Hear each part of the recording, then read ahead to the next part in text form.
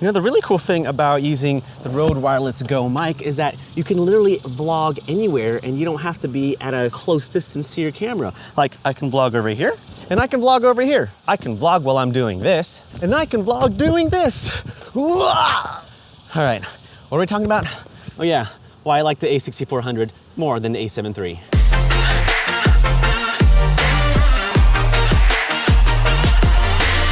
Hey guys, Sydney here. Happy 4th of July to all my fellow Americans and to the rest of the world. Happy Thursday.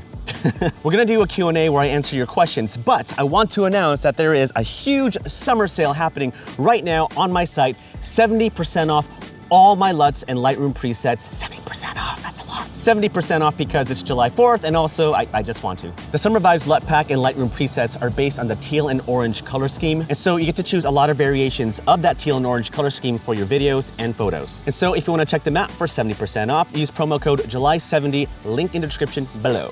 All right, time to answer your questions. So recently I've posted on Twitter why I have been loving shooting with the Sony a6400 more than the a7 III as a vlogging camera. Let's make that clear. And honestly, there are 3 simple reasons why I love shooting with this camera. For one, the size. I mean, to me, this is the perfect size for a vlogging camera. It's lightweight, it's inconspicuous, you can put it in your pocket, and it makes vlogging really fun for me. When I would vlog with the a7 III, I used the 24-70 G Master lens. That's a heavy lens. Also, I'm not that very strong. So for me, having a camera of this size is just really perfect to vlog. Reason number 2, picture profiles.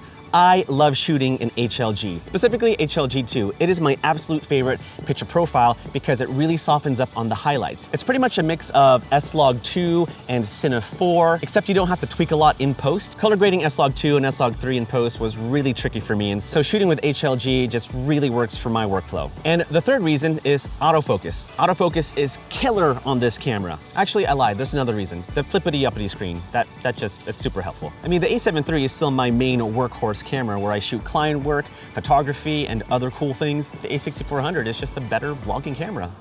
Come at me. Don't come at me. I don't wanna. Oh my gosh, there's ants. I'm gonna have to go to a different area. There's like big ants here. I'm gonna switch to a different spot because there's ants here. But not to worry, wireless mic. Okay, first question is from Sonic Youth 76. Hi Sydney, how to shoot a good selfie with a mirrorless camera? I always travel alone. Would appreciate if you can offer some tips on getting sharp and cool pictures. Well, that's easy. Get a camera like the a6400 with a flippity-uppity screen, a good lens like the Sigma 16mm 1.4 or Sigma 30mm 1.4 or the Sigma 56mm 1.4. I actually made a video about that. Check it out over here. And boom, selfie travel camera. Next question, favorite portable light so far? I would have to say the Aputure M9. It will probably always be my favorite portable light because it's so tiny and cute. Next question, which picture profile do you recommend using the most? Cine 4, S-Log2, S-Log3, and why? I'm not a big fan of shooting S-Log2 or 3 like I've said before. I much prefer shooting Cine 4, but lately, HLG, specifically HLG2, has been my go-to picture profile. Next question, DeLorean Time Machine or Iron Man armor? Hello, DeLorean, 1.21 gigawatts, baby. Do you sell stock photos or videos? If so, could you show how it works and how much one can actually earn? I actually do not. I've been meaning to for the past few years, but I don't sell stock photos or videos. It just seems like it's a lot of time to go through my old footage and clip it and then upload it to a site in hopes of making a couple bucks here and there. And I don't really see myself doing that in the near future, but a friend of mine and fellow YouTuber, Chris Howe, he actually made a video talking about this subject, and so if you want to check out that video, then you can check it out up over here. Also, follow Chris, really good dude. And Lizzie, good couple, power couple. Which would you rather have, entry-level camera body plus pro lens, or pro-level camera body plus cheap lens? Oh, easy. I would much rather have a cheaper camera body and a pro lens, because if you had a pro camera body and a cheap lens, then that cheap lens limits your image quality that your pro camera body could produce. It's all about the lens, baby. All about the lens. How to make a simple YouTube setup. Main things like backdrops, lights, and table. I think I've made a video about that.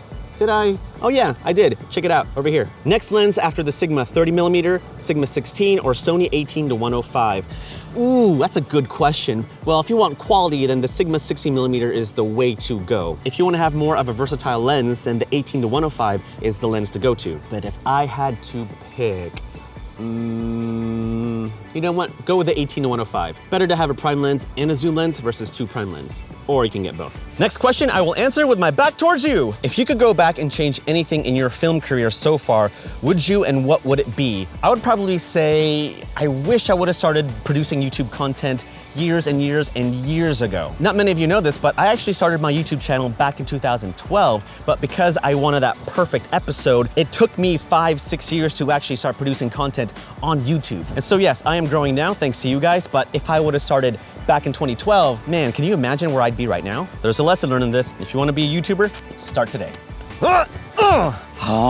If you only had one lens to shoot a wedding for the Sony a6400/a6500, what lens would it be? I'd probably say the Sony 18-105 because of the versatility. When you shoot a wedding, you don't want to be stuck with a single focal length. You want to have a variety. You want a wide shot. You want to be able to zoom in to capture the bride's face. You just want to give yourself options when you're shooting something like a wedding. Next question, how to deal with aggressive and abusive and malicious comments? Wow, really good question, and something that all YouTubers face every single day. And I think the answer to this is that you just gotta stop caring. I used to get mean comments all the time. I mean, I still get them now, but I would get them so much to the point where I literally stopped caring. And when you stop caring for something, it doesn't really affect you at all.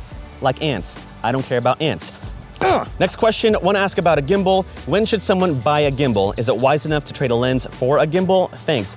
No, I would invest in a lens first before you get something like a gimbal. A gimbal is an accessory, not necessarily a necessity when it comes to filmmaking. The necessities to start your filmmaking career is to get a camera and a lens. And of course, a battery and an SD card. And maybe a computer. Gimbals are great, but you don't really need a gimbal to start off with. In fact, I even made a video about how to fake gimbal shots, so you can check out that video up over here. And the last question, is the Sony a6400 good for professional filmmaking? I would say it's really good for making YouTube content. I would even say it's really good for filming behind the scenes footage. Professionally, sure. I mean, with the right lighting, with the right lens, with the right audio gear, yeah, you could definitely use the a6400 to film professional stuff. I mean, if you really are a good filmmaker, then you would be resourceful and figure out ways how to make a shot look as cinematic as possible. Camera gear is great, but can only take you so far. It's really all up to you, the filmmaker, that determines how well a shot looks or how well a story is told. Like, for example, with this camera, like, I'm sure I'll film some fun things for YouTube, but if I give this camera to someone like Roger Deakins, an insanely talented cinematographer, I bet that he can film something way more beautiful with this camera than I ever could. Ugh, Roger Deakins, curse you. Whew, okay, I'm getting really itchy. So I'm gonna end this video because, you know, ants. Oh gosh, they're in my pants. Oh, I don't wish this on anybody, except for Phil. Phil deserves this. All right, guys, well, have a good day, have an amazing weekend, and I'll see you in the next video. Bye! Okay, no joke. I think the ants are in the pants. The ants are in the pants. Yep, the ants are in the pants. 2 ants are in my pants. This will definitely not go in the vlog.